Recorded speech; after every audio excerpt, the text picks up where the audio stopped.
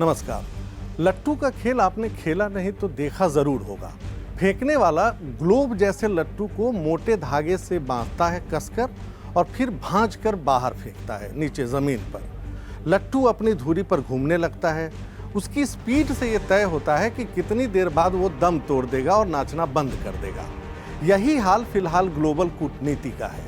जब से Donald Trump ने दूसरी इनिंग शुरू की है, पूरी दुनिया लट्टू की तरह घूम रही है। यूं कहें ट्रंप नचा रहे हैं, हर तरफ फेंक रहे हैं वो बॉल और कोई ना कोई देश इसके लपेटे में आता है।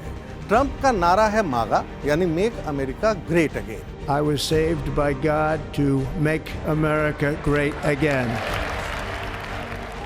ये नहीं पता कि अभी के अमेरिका को वो महान क्यों नहीं मानते और दोबारा महान होने के क्या मानक हैं।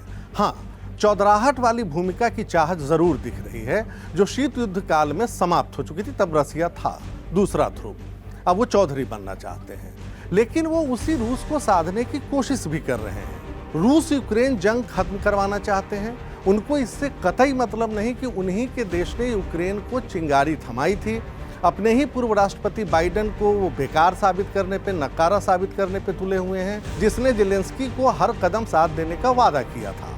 यूक्रेन को सपोर्ट करने के लिए पूरे यूरोप पर नकल कस रहे हैं, कह रहे हैं भैया तुम लड़ लो, ये हमारी लड़ाई नहीं है। उधर मैक्सिको, चीन, कनाडा की नाक में दम करने की चाहत पाले हुए हैं। इसका अंजाम अमेरिका वालों के लिए फायदेमंद होगा या नुकसानदेह, इसकी चिंता नहीं है। फिलहाल मकसद एक ही है, लट्टू की तरह सबको नचाते चलो। इसी चाहत में वाशिंगटन बुलाकर यूक्रेन के राष्ट्रपति जेलेंस्की को क्या बेइज्जत किया, ये हम सब ने देखा।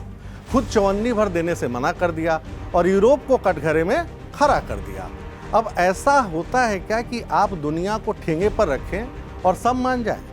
चीन ने वार के बदले वार की धमकी दे दी तो यूरोप भी एकजुट होने लगा, टैक्स के खिलाफ भी और रूस के खिलाफ भी। इंग्लैंड के पीएम स्टारमर के न्योते पर पूरा यूरोप इकट्ठा हुआ हाल ही में लंदन में। वाशिंगटन से जले थे जेलेंस्की, लंदन में उनको मलहम लगाया गया।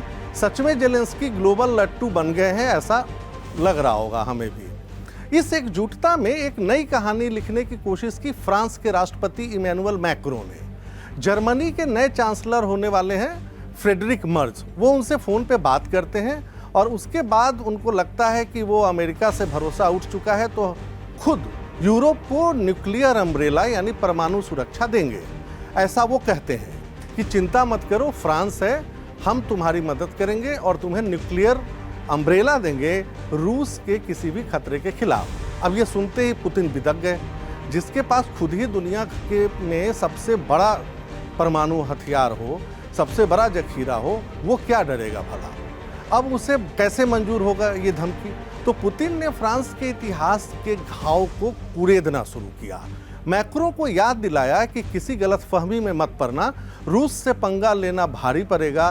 तुम्हारे नेपोलियन बोनापार्ट ने भी ये कोशिश की थी 1812 में, क्या हश्र हुआ, जरा उसकी तरफ नज़र दौड़ा लेना, उस इतिहास को देख लेना। तो अब हम जानना चाहेंगे कि आखिर नेपोलियन विश्व विजेता बनना चाहता था, आखिर हुआ क्या था रूस में, जिसका जिक्र पुतिन ने किया।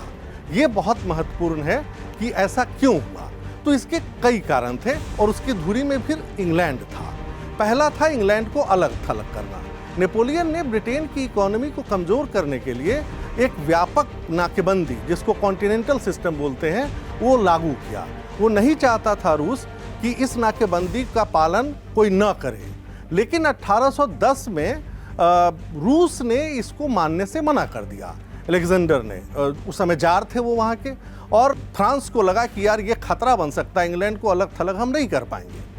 दूसरा कारण था विश्व विजेता बनने का सपना। नेपोलियन के बारे में हम सब जानते हैं, हमने उसकी महानता की कहानी पढ़ी और क्रूरता की भी, लेकिन वो चाहता था कि वो विश्व विजेता बने, ये उसकी चाहत थी। और तीसरा था पहले प्रहार की रणनीति। नेपोलियन को डर था कि देर हुई तो रूस और ब्रिटेन एकजुट हो जाएंगे और फिर हराना मुश्किल होगा, तो चलो हम वार पहले करते हैं। अब देखते हैं कि फ्रांसीसी सैनिकों का हुआ क्या। रूस में घुस तो गए नेपोलियन अपनी 6 लाख की सेना लेकर, बढ़ने भी लगे, लेकिन अलेक्जेंडर प्रथम की ने गजब की रणनीति बनाई थी। सारा नामो निशान मिटाकर उनकी सेना पीछे हटती गई और फ्रांस की सेना नेपोलियन की आगे बढ़ती गई। अब जब शहर दर शहर वो गए वहाँ क्या पा रहे हैं कि पूरा शहर जला हुआ है, रूस के सैनिक पीछे हटे हुए हैं, न खाने के लिए कुछ बचा न पीने के लिए कुछ बचा। रणनीतिकार तो कुछ ये भी कहते हैं कि 7 सितंबर 1812 को बोरोडिनो में फ्रांसीसी और रूसी सेनाओं के बीच भयंकर युद्ध हुआ। इस युद्ध में दोनों सेनाओं को भारी नुकसान उठाना पड़ा। तकनीकी जीत लेकिन नेपोलियन को हासिल हुई। रूस ने फिर से अपने सैनिकों को पीछे कर लिया। अब रूस के सैनिक बच गए, इसके मर गए। 14 सितंबर 1812 को नेपोलियन ने मॉस्को पर कब्जा कर लिया।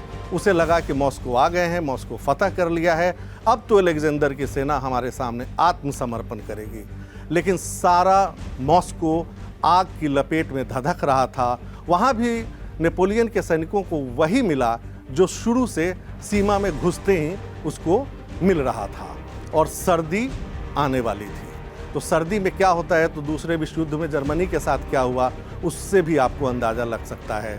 नेपोलियन को अपने सैनिकों को ऑर्डर देना पड़ा कि भाई चलो अब हम पेरिस वापस लौटते हैं। लेकिन 6 लाख में सिर्फ 50,000 सैनिक जिंदा बचते हैं और वो फ्रांस पहुंचते हैं। मॉस्को फतह करके भी हार चुका था नेपोलियन, और उसी की याद पुतिन ने आज मैक्रो को दिलाई। और इसके बाद जब 1821 में निर्वासित किया गया था नेपोलियन बोनापार्ट, क्योंकि वो हार गए थे वाटरलू की लड़ाई में यूरोप की सेना से, और 1821 में निर्वासन में ही उनकी मौत हो जाती है। तो नेपोलियन के मरने के 300 साल बाद वो चाहते हैं पुतिन कि अगर फ्रांस ने रूस के खिलाफ कोई भी चालबाजी दिखाई तो उसका हश्र नेपोलियन वाला ही होगा। आज के लिए इतना ही। नमस्कार।